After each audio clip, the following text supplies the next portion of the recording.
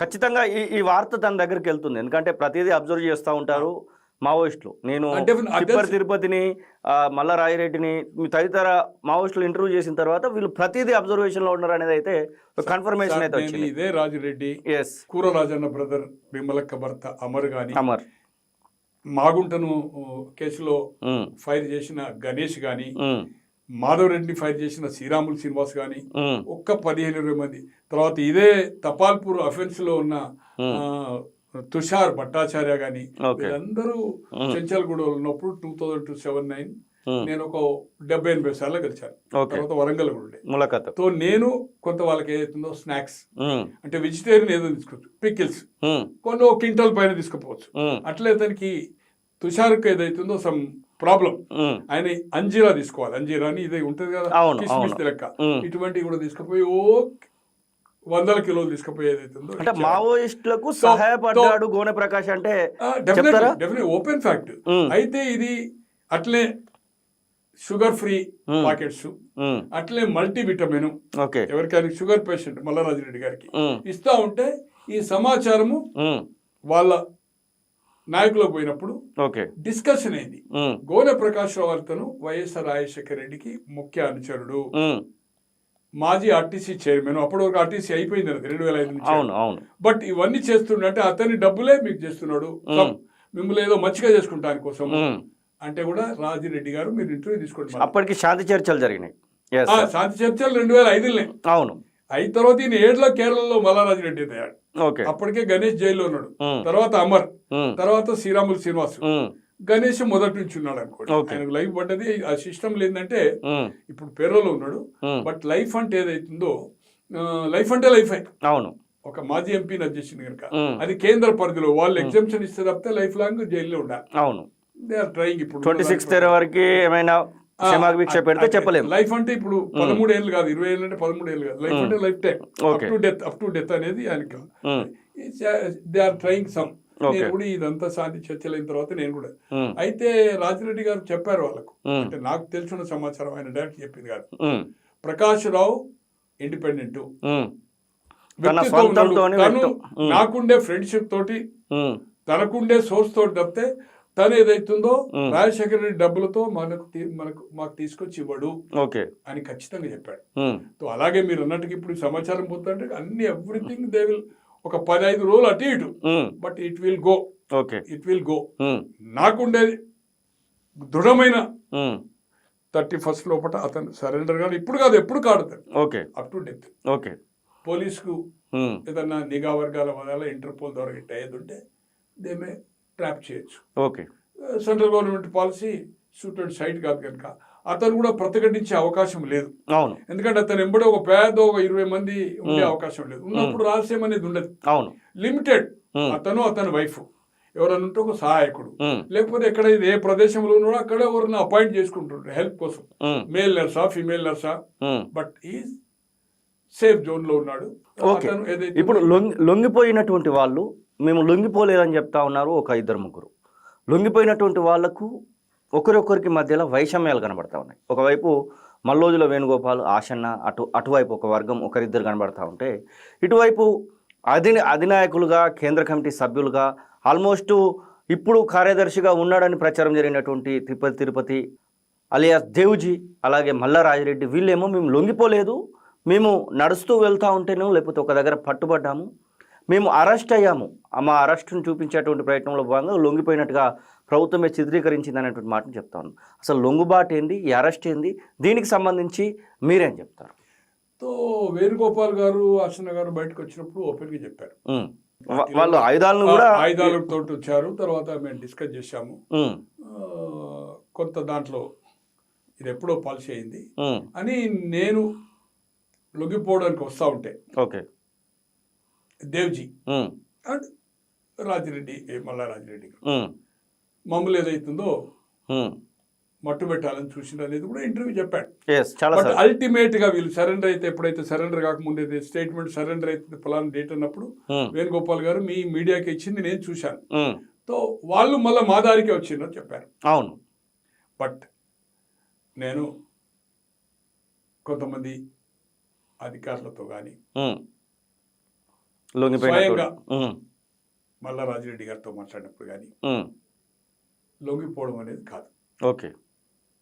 వాళ్ళు కొంతకాలము ఉమ్, అక్కడున్న పరిస్థితిని ఉమ్, చేసుకుంటానికి కోసం ఇంకా కొంత ఏదో అని తెలంగాణ ప్రాంతానికి ఏదైతే తెలంగాణ ప్రాంతానికి ఈయన హైదరాబాద్ వచ్చాడు, అతను వరంగల్ వచ్చాడు. ఓకే. హాస్పిటల్ బ్లడ్ టెస్టా పోతా ఉంటే ఉమ్, స్కూటర్ మీద పోతా ఉంటే వాళ్ళే ఎవరైతే షెల్టర్ వచ్చాడో ఉమ్, వాళ్ళు వాచ్ పెట్టారు. ఎక్కడి నుంచో అక్కడ ఉమ్, ఉమ్, ఇక్కడికి వచ్చినప్పుడు ఏదైతుందో మనం ట్రాప్ చేద్దామని ఉమ్, వాళ్ళని ఏదైతుందో పోలీసు ఏదైతుందో టచ్లో ఉన్నారు. ఉమ్, ఈయన ఎక్కడైతే షెల్టర్ తీసుకుంటారో 3-4 ప్లేసెస్ ఆయనకుండే ఫ్రెండ్షిప్ అవును, అవును. తో వాళ్ళు ఇన్ఫర్మేషన్ తోటి ట్రాప్ చేశారు. ఉమ్, తో వాళ్ళు చేసిన తర్వాత ఏం చేయలేము ఇంకా. మేమైతే లొంగిపోయే క్వశ్చనే లేదని అన్నారు. ఉమ్, అన్నప్పుడు ఏదైతుందో ఉమ్, కావాలంటే చేయండి, ఎన్కౌంటర్ చేయండి. ఓకే. మా ప్రభుత్వ పాలసీ ఏదైతుందో ఉమ్, లేదు, జనజీవన స్వతంత్రం రావాలి మీరు అవును. అన్నప్పుడు ఏదైతుందో వాళ్ళు ఒకటి నిర్ణయించుకున్నారు.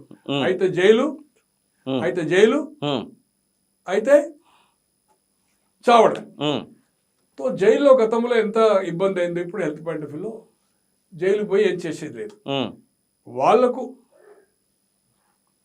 వాళ్ళొక కన్విన్స్ చేసిన దాన్ని ఆలోచించుకొని ఉమ్, జనజీవన సెవంతిలో వచ్చి ఉమ్, మనం ఏదైతుందో ఆయుధం లేకుండా చట్టాల ద్వారా ఏదైతుందో అక్కడేదైతే పోరాటం చేసిందో చట్ట పరిధిలో ఉండి మనం ఏదైతుందో అవును. సమీకరించుకుని అది చేద్దామని. ఉమ్, అలాగే మీరు కనుక మా పార్టీని బ్యాన్ ఎత్తివేస్తే, ఎస్, ఇది ఒక ప్రపోజల్ ముఖ్యమంత్రి గారికి ఇచ్చారు, కేంద్రం చెప్పమన్నారు, అవును.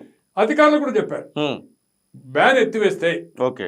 మేము ఏదైతుందో జైల్లో ఉన్న వాళ్ళను ఉమ్, కన్విన్స్ చేద్దాము, ఉమ్, అక్కడ ఉన్న వాళ్ళని కూడా మేము ఏదైతుందో జనజీవన సమితి రూపంలో వాళ్ళని కూడా చేస్తాం. ఎప్పుడైతే ఇంకా వెపన్స్ తోటి ఉన్నారో ఉమ్, ఆ అవకాశం మీరు కల్పించండి అని అన్నారు. అవును. బట్ ఇది రాష్ట్ర పరిధిలో అధికారుల చేతిలో, ముఖ్యమంత్రి చేతిలో లేదు, లేదు. కేంద్రం. ఉమ్, ఇది ఎప్పుడైతుంది March 31 అయిన తర్వాత ఇంకొక 2-3 నెలలు చూసి ఏదైతుందో దేర్ ఇస్ ఎ ఛాన్స్. అవును. దీన్ని ఏదైతుందో ఇంకా ఉన్నది, ఉమ్, ఇది అంతం కావాలంటే వీళ్ళందరూ సరెండర్ అయిన వాళ్ళు కూడా జైల్లో ఉన్న వాళ్ళనేమో కన్విన్స్ చేసి వాళ్ళ మీద కేసులు తీసేస్తే, దెన్ దాంట్లో ఉన్న వాళ్ళని కూడా మేము ఏదైతుందో మాకుండే సమాచారం ద్వారా వాళ్ళు రీచ్ అయ్యి కమౌట్ ఆయుధాలను సరెండర్ చేయమని ఉమ్. అని వాళ్ళందరినీ కూడా ఎస్, గోనె ప్రకాష్కి ఇటు లొంగిపోయినటువంటి వాళ్ళకు ఇటు అరెస్ట్ అయినటువంటి వాళ్ళకి మధ్యలో ఇద్దరికి కూడా బాగా సంబంధాలు ఉన్నాయి. డిఫరెన్స్ ఒపీనియన్ అది. ఆ, మీ ఇంటర్వ్యూస్ కూడా నెంబర్ ఆఫ్ ఇంటర్వ్యూస్ రాజిరెడ్డి గారు చేశారు, దేవ్జీ గారు చేశారు, అవును. వేణుగోపాల్ గారు తక్కువ చేశారు, ఉమ్, ఆశన్న గారు తక్కువ చేశారు. అవును. తో అతని వలన ఉమ్, పార్టీ చీలిపోయింది, ఎస్, వేణుగోపాల్ వలన, ఉమ్, అతని స్వార్థ ప్రయోజనాల కోసం ఉమ్, అని వాళ్ళు క్లారిటీ చెప్తున్నారు. అవును. విరుద్ధంగా ఉన్నాయి. ఉమ్, నేను అనుకుంటున్నా నాకుండే ఉమ్, వీళ్ళేమో రాజకీయాల్లో పార్టీ పెడతామని బ్యాన్ పెట్టినా కూడా, ఉమ్, బ్యాన్ తీసేసినా కూడా దీని మీదనే పోరాటం చేద్దామన్నది. ఉమ్, ఎన్నికల పోటీ కాదు, ఎస్, ప్రజల కోసం ఓన్లీ ఫర్ కొట్లాట. People, NGO organization. Yes, yes, um, నేను అనుకుంటున్నా మల్లోజుల వేణుగోపాల్ గారికి ఉమ్, పోటీ అనే ఆలోచన ఉన్నట్టు కనిపిస్తున్నది. అవును. అట్లే ఆశన్న వరంగల్. ఉమ్, నేను అనుకోను కదా అంటే um, it may be chance. Okay. ఏ పార్టీలో చేరే అవకాశం లేదు. కొన్ని ఉమ్, రూమర్స్ ఉన్నాయి, ఉమ్, మల్లోజులు ఏదైతుందో is going to the join BJP అని. ఓకే. నేను అనుకోను కదా అంటే ఉమ్, అతని పరస్పర విరుద్ధం కదా లేదు, మావోయిస్ట్ పార్టీ. అతని క్యారెక్టర్ ప్రకారం ఏదైతుందో ఉమ్, ఈ maybe Brahmin, yes, but Peddapalli వాళ్ళ ఫాదర్ కి నాకు తెలుసు అనుకోండి. నేను పెద్దపల్లి ఎడ్యుకేషన్, ఉమ్, మా ఇప్పుడు ఈ గణపతి వాళ్ళ అత్తవారి ఇల్లు ఈ లైన్ లో ఉంటే దీని వెనుకనే కరెక్ట్ కోటేశ్వరరావు వేణుగోపాల్. ఓకే.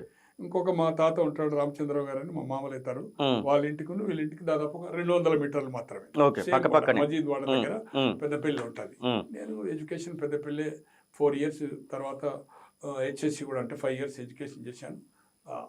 వాళ్ళు నాకు బంధుత్వం కనుక వాళ్ళ ఫాదర్కి తెలుసు. నాకు కోటేశ్వరరావు నాకంటే చాలా జూనియర్ ఉండే అనుకోండి, ఉమ్, ఇంటర్మీడియట్ కూడా నాకు అంత పరిచయం లేదు. ఉమ్, ఇతనైతే వేణుగోపాల్ అయితే అసలు పరిచయం. వాళ్ళ ఫాదర్ తెలుసు నాకు, ఓకే. ఫాదర్ తెలుసు, వాళ్ళ బంధువర్గం తెలుసు. ఉమ్, అయితే ఉమ్, అతను బీజేపీలో చేరాడు. ఓకే. పోటీ రాజకీయాల్లో పోటీ చేసే అవకాశం ఉంది. ఉమ్, అతను ఒక చాలా మేధావి, అవును. Educated. Um, Rajireddy intermediate HSC, um, నాకంటే 2-3 ఏళ్ళు చిన్న, 52 అనుకుంటా, నాది 49. ఓకే. సో నాది హెచ్ఎస్సి. ఉమ్, నేను అనుకోను కదా రాజిరెడ్డి రాజకీయాలకు దూరం. But Devji there is a chance um, Korutla okay. ఏ పార్టీలో చేరడు.